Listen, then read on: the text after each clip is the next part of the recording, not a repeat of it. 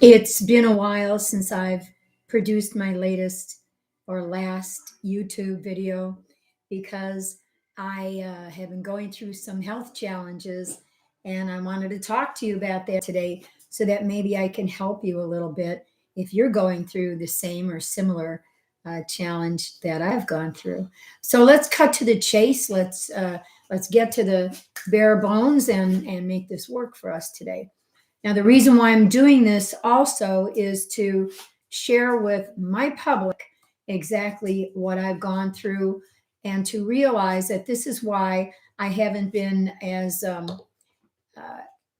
as active in my office as I used to be. It's because I don't have an office anymore. Okay, why? Because I'm taking everyone virtually now. Why? Because of COVID that just paralyzed everyone. People lost their businesses and people lost their jobs and da da da da da. Got sick and died. God forbid. Okay, I did not have COVID. Thank Jesus. Um, but I have decided to close my office because for safety reasons.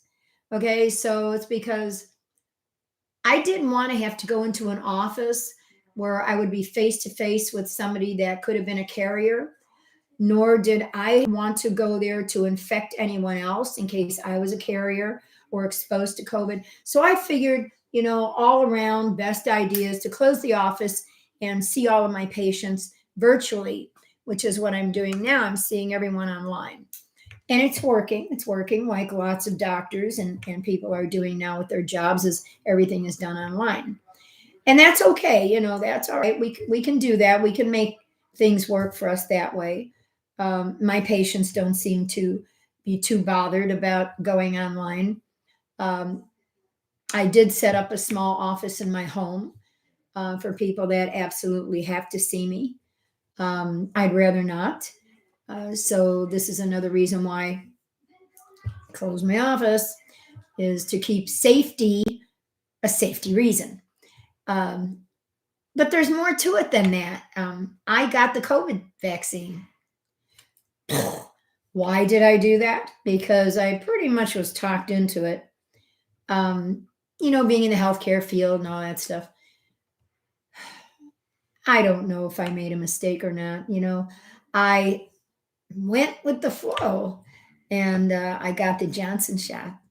And not that the Johnson shot is any more serious than the Moderna or the Pfizer, uh, any less protected, any more, but I don't know, whatever. I got what I could at the time. I got what was available.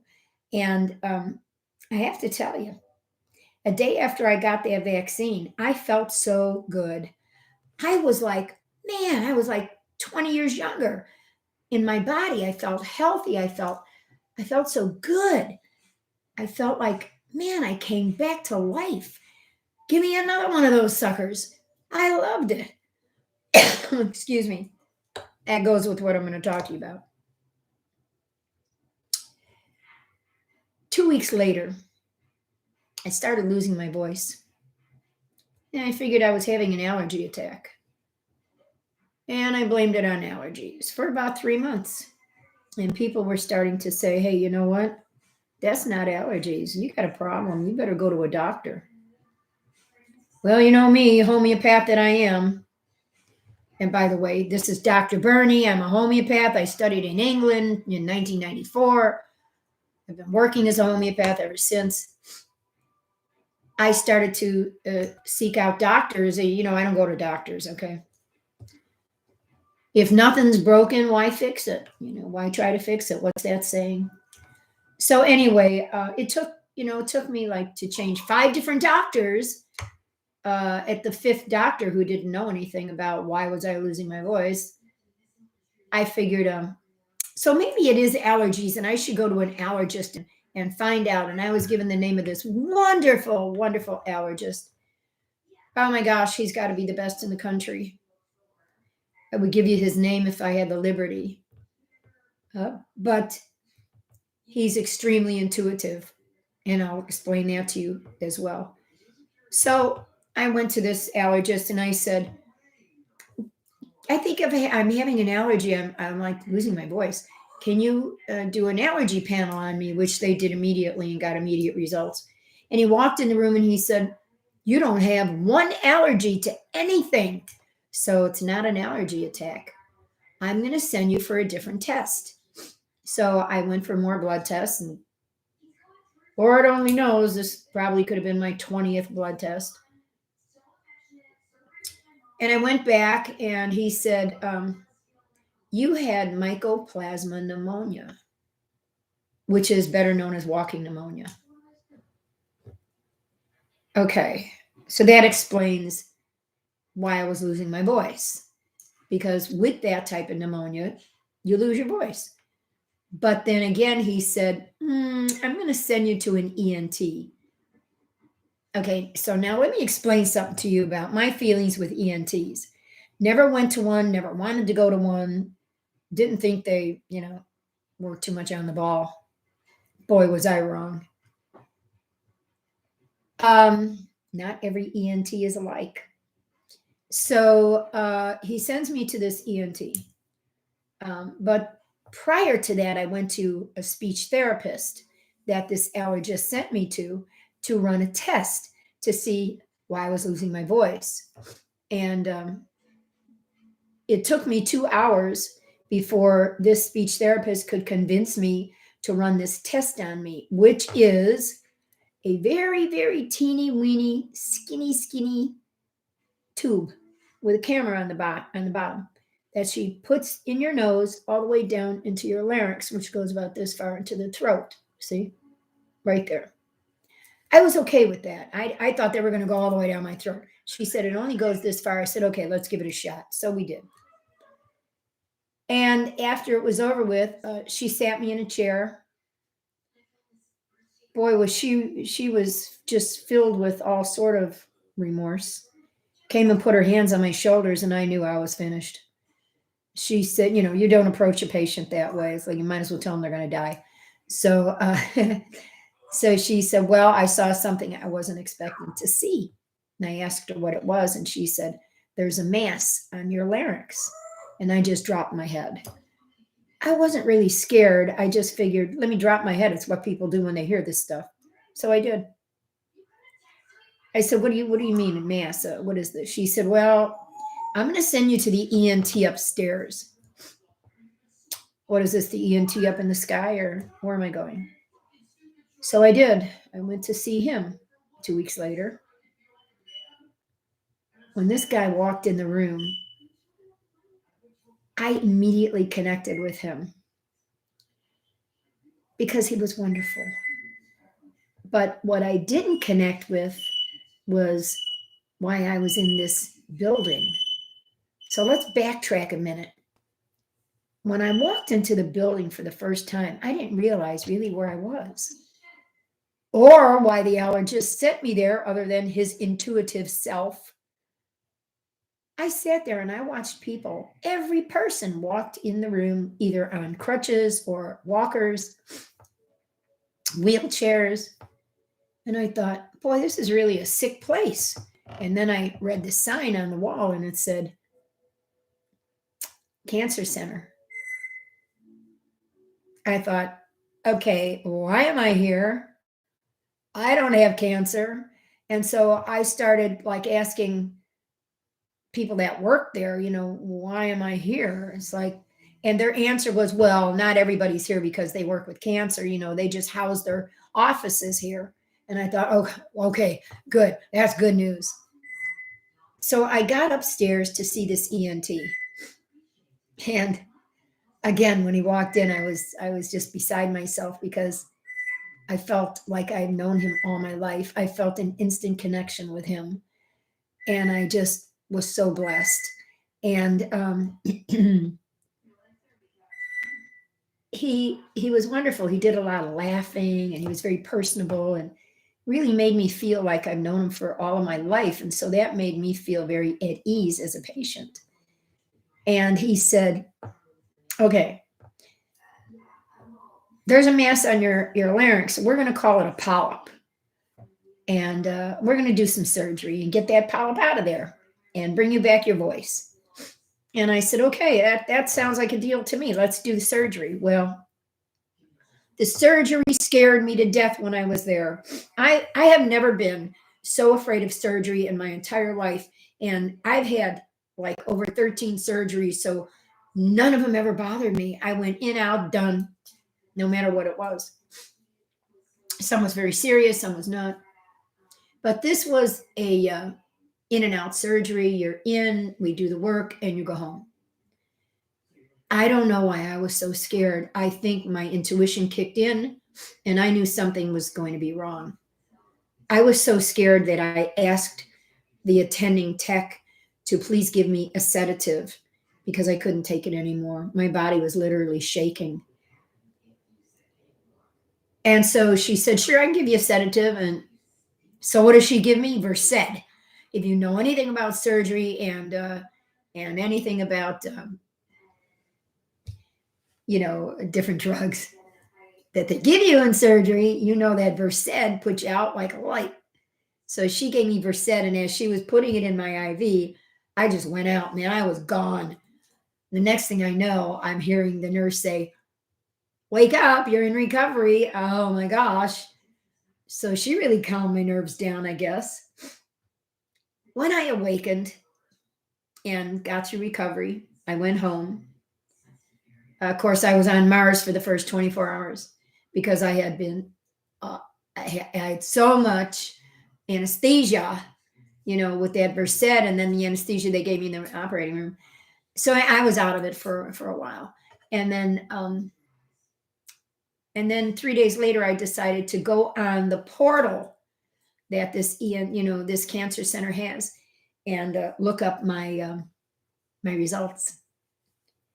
I was pretty brave to do that because most people don't.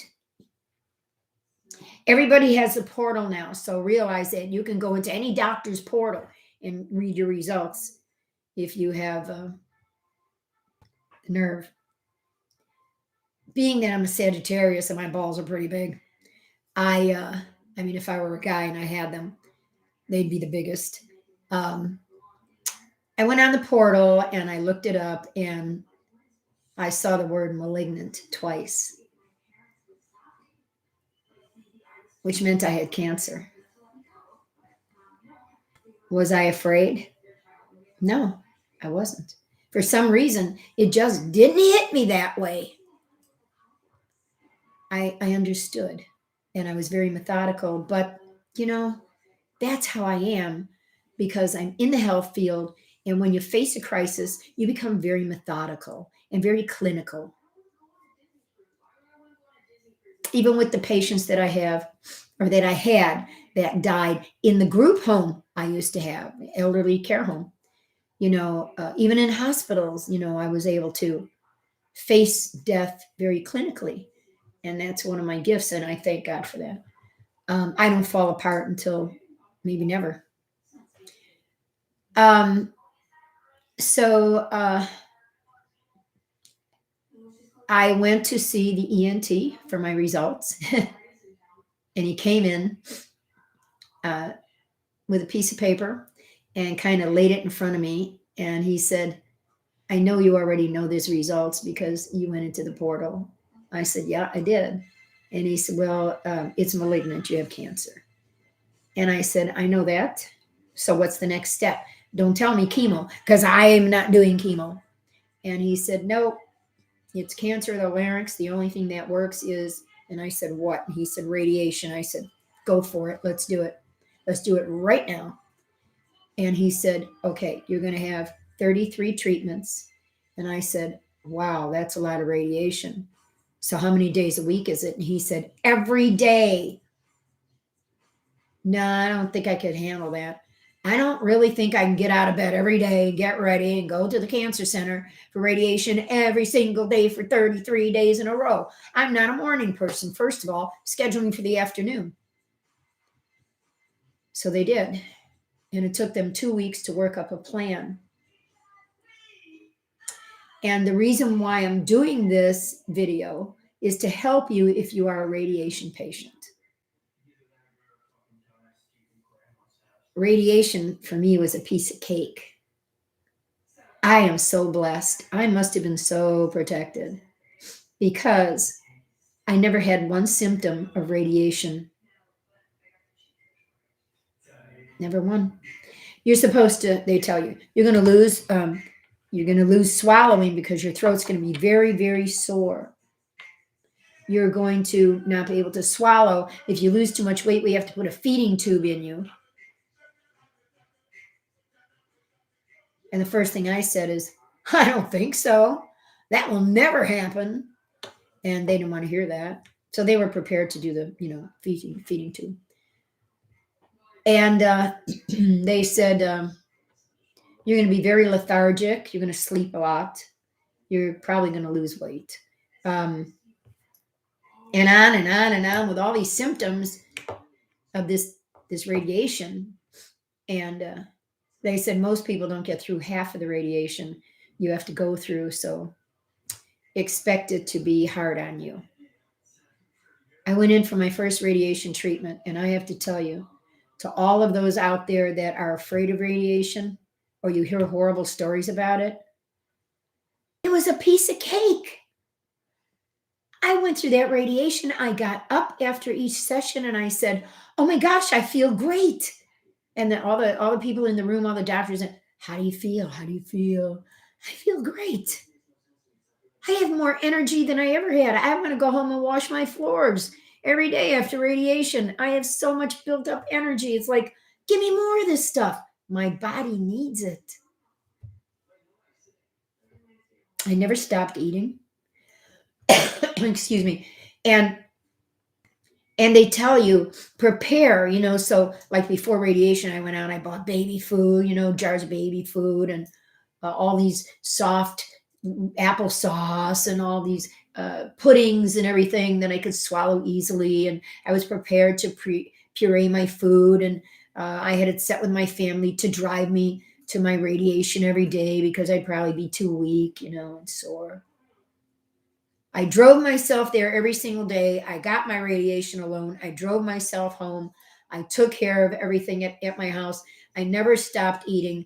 I might not have had a sore throat per se, like you would think a sore throat is. I just had some tenderness where the larynx is.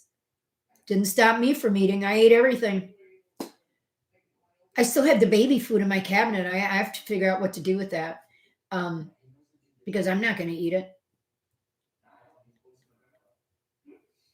Did I learn anything through this? Hell yeah. I learned that I'm a strong woman. You're going to learn that. I learned that I have courage I never knew I had. You're going to learn that. I learned that I could get through anything with a positive mindset. You will learn that. I learned that radiation is not as horrible as everybody suspects it to be because they hear bad stories about it. You're going to learn that. You're going to learn how to overcome all of these fears that you have about cancer. Now, they say, and I've asked the doctor this over and over and over, are you going to tell me I'm cured? Because I did my 33 days, right? And you said this is all I needed, right? Because I was stage 1, right? Are you going to tell me I'm cured? And he said, all of them said, no, we really don't tell you that you're cured. We tell you that you're in remission. Now, what I had, thank Jesus, is a 95% cure rate with a 5% chance of it ever coming back. I know it never will.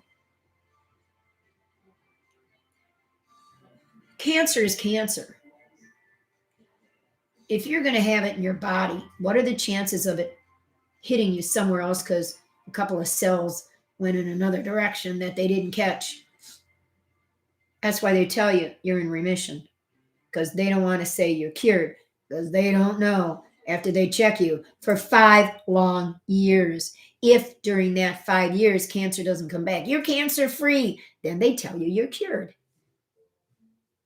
They'll do CAT scans and follow-ups every 3 months, every 6 months, every year for 5 years. That's okay. That's no big deal. That's because they're tracking you. You are under their surveillance for 5 years to make sure you're well. Isn't that wonderful? Isn't that a wonderful feeling that they watch and take care of you so close? Nobody does that, but oncology does. So I guess the windup is don't be afraid. Be fierce. Be courageous. Be strong. Have a positive mindset that you'll get through it, no matter which way it goes. It's your destiny. We're going to talk about destiny another time in another video. Okay, I hope I helped you a little bit. Maybe you want to go to my website, gilbertnaturalmedicine.com, and put a little bit of information in there about how you enjoyed this. Maybe you want to give me a call at 480-703-0151. And my name is Dr. Berni, and tell me that maybe you want me to do a video on something else in natural health. This is kind of deviating from natural health a little bit. But I did this again because I wanted you to know why I haven't been around in a while. It's been like 8 months. But I have to tell you that even though I lost my voice, even through radiation, you have to lose your voice to regain your voice. So I'm regaining right now. I'm still in a healing mode. You heal for like 3 months because radiation doesn't stop just because your radiation treatments are over with. That radiation stays alive in your body for about 3 months or so, depending on what they're radiating, how much radiation you get. It stays with you. It keeps working. And then they start testing you with follow-ups afterward. So if you have to, do the radiation, if you have to do this or that or the other, you'll get through it. You will, because you elected to have it. If you didn't elect to have it, you wouldn't be okay. So what's the alternative? Are you ready for the alternative? Hell no. Nobody wants to be, headed toward the alternative, greener pastures in the sky or wherever you're going. You want to live, and you want to live for today, and you want to live for every moment of the day, and for your family and for yourself, and if you're alive, you just want to live. Even if you are on your deathbed, you want to still live. Your thought is hope. Well, you have hope. By the way, the cancer center I went to was MD Anderson, the #1 cancer center in the world. If I tell you how I got there, you won't believe it. What I didn't tell you are all the little secrets to all of this manifesting in my life. I probably should tell you because it's really quirky. All right, I'll give you another shot because I'm running out of time here. I don't want to bore you to death.